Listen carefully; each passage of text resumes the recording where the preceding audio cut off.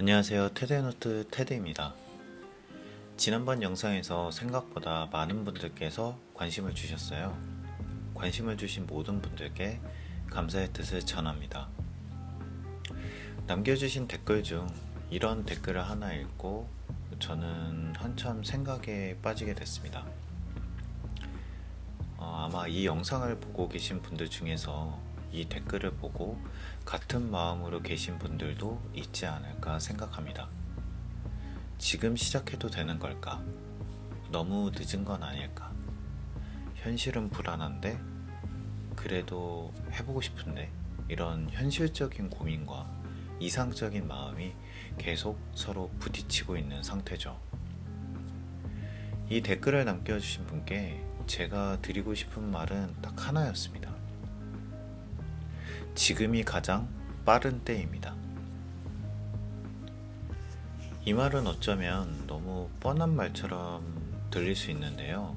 근데 정말 잘 생각해보면 지금 이 순간이 남은 인생 중에서는 언제나 가장 빠른 시점입니다. 회사에 다니는 입장이라면 우리는 언젠가 그 조직을 떠나게 되어 있습니다. 내가 원해서든 원하지 않아서든요. 스스로가 사업주가 아니라면 사실상 평생 직장이라는 건 이미 존재하지 않는 시대에 우리는 들어와 있습니다. 그래서 결국 우리는 언젠가 현실로 맞닥뜨릴 그 시점을 미루는 게 아니라 준비해야 하는 입장에 서 있는 거죠. 문제는 앞으로의 삶을 어떻게 살아가야 할지 마주하게 되는 그 순간을 우리는 대부분 너무 늦어서야 진지하게 생각하게 된다는 점이에요. 대부분의 사람은 준비가 필요하다는 걸 선택권이 사라진 뒤에야 비로소 깨닫게 되는 것 같습니다. 오늘은 이 이야기를 해볼까 해요. 사업, 쉽게 말하면 장사죠. 본질은 단순합니다. 내가 가진 무언가를 누군가에게 제공하는 일. 우리는 살아가면서 끊임없이 사고 팝니다. 나 자신부터 팔고 있죠. 어떤 순간에는 또 공급자가 되기도 하고 어떤 순간에는 소비자가 되죠.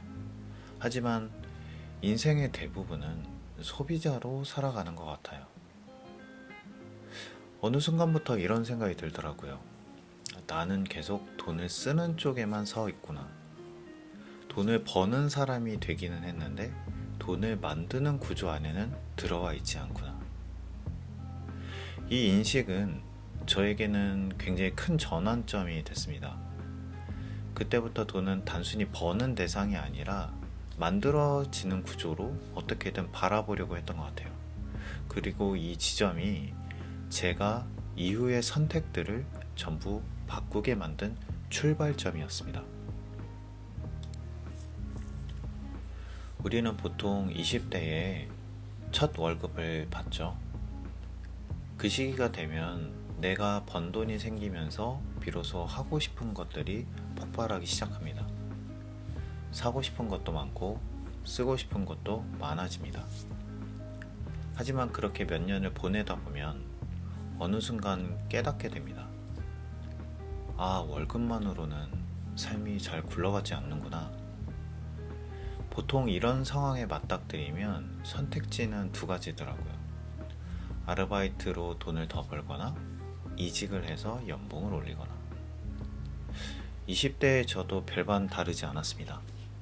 수익은 들어왔지만 남는 건 없었고 시간을 더 써도 한계는 분명하다는 것도 알게 됐죠. 더 벌 수 있는 방법을 찾다가 결국 저는 사업을 선택했습니다. 20대에 호기롭게 도전한 문구용품 사업은 실패했습니다. 30대에는 디자인 에이전시를 운영하며 나름 성과도 냈지만 시장 변화 한 번에 사업은 급격히 흔들렸어요. 그 과정에서 번아웃과 우울증이 함께 찾아왔죠. 정신적으로 회복하는 과정에서 저는 스스로에게 아주 중요한 질문을 던지게 됩니다. 앞으로의 40대, 50대 그리고 그 이후까지 내가 원하는 모습으로 살아가려면 지금 나는 무엇을 선택하고 무엇을 해내야 할까? 40대를 앞두고 있던 당시의 저에게 이 질문은 단순한 고민이 아니라 인생의 방향을 다시 묻는 질문이었어요.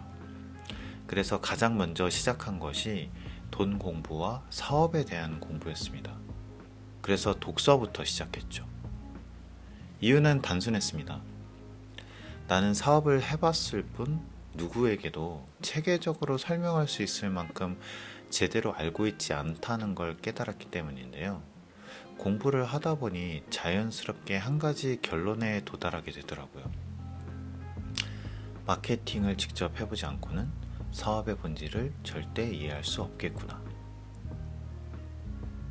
이 결론에 도달하니까 스마트 스토어를 운영해보고 싶어지더라고요. 그래서 스마트 스토어를 운영해봤고, 또 그러다가 운이 좋게 갤러리와 출판사에서 마케터로 일할 기회를 얻었습니다. 근데 공교롭게도 제가 맡은 분야는 세상에서 가장 팔기 어려운 것들이었어요. 근데 오히려 그 점이 좋았습니다. 이걸 팔 수 있다면 다른 건 더 쉽게 느껴질 것 같았었거든요. 왜냐하면 그림은 너무 비싼 사치품이고 완전히 취향의 영역이잖아요. 그리고 작가의 네임밸류에 따라 가치가 극단적으로 갈리고 자연스럽게 고객층은 지불 능력이 높은 사람들로 좁혀졌습니다. 또 이 고객층들과 대화를 하려면 단순한 세일즈가 아니라 지식과 안목, 공감대가 반드시 필요했습니다. 책도 마찬가지였어요. 어떤 분야는 철저히 취향의 영역이고 어떤 분야는 사람들의 문제와 정면으로 맞닿아 있는 영역이었죠. 하지만 공감대가 형성되는 책은 시장이 작아도 꾸준히 선택받고 있었습니다. 이 경험들을 통해서 저는 아주 중요한 사실을 하나 알게 되는데요. 바로 소비자가 필요하다고 느끼는 순간 그 상품은 어떤 마케팅보다도 먼저 작동하고 어떤 상품보다도 더 높은 가치로 인식된다는 것이었어요. 그리고 그때부터 저는 더 이상 잘 팔리는 기술을 먼저 보지 않게 됐습니다. 대신 이 사람은 지금 이게 왜 필요한가? 라는 질문을 가장 먼저 보기 시작했습니다. 중요한 건 이 기준을 누가 처음부터 가르쳐 주지는 않았다는 거예요. 저는 주변에서 이런 것들을 알려주는 사람이 없어서 직접 몸으로 부딪히고 배우고 실패하고 또 다시 질문하고 방향을 수정하는 방법밖에 없었습니다. 그 과정을 거치면서 한 가지는 좀 분명히 있었던 게 스스로에게 던지는 질문의 수준이 결국 내가 가는 방향의 깊이를 만든다는 것이었죠. 지금 이 순간에도 우리는 모두 선택하고 있습니다. 아무것도 하지 않기로 혹은 아주 작은 것부터 시작해 보기로, 그리고 준비하지 않기로 한 선택 역시 결국은 하나의 선택이 됩니다. 어쩌면 지금 이 영상을 보고 계신 여러분도 어렴풋하게 알고 계실지도 모르겠습니다. 지금 하고 있는 일, 그리고 지금 벌고 있는 내 방식이 앞으로의 나를 끝까지 책임져 주지는 않는다는 사실을요. 그래서 이 영상의 끝에서 저는 하나의 질문을 남겨보려고 합니다. 나는 지금 어떤 방식으로 내 삶의 모양을 만들고 있는가? 지금 당장 무언가를 결론 내리지 않아도 괜찮습니다. 다만 이 질문을 한 번이라도 자기 자신에게 진지하게 붙잡아 본 사람과 그렇지 않은 사람의 선택은 분명히 달라질 거라고 생각해요. 지금 어떤 길을 가야 할지 모르겠다면, 아니면 방황한다면 오늘 자신에게 이 질문을 한번 던져보세요. 그럼 5년 후, 10년 후 이 질문을 스스로에게 던졌던 이 시간이 참 값진 시간이었다고 상기될지도 모릅니다. 오늘 이야기는 여기까지 남기겠습니다. 지금까지 테드의 노트 테드였습니다. 감사합니다.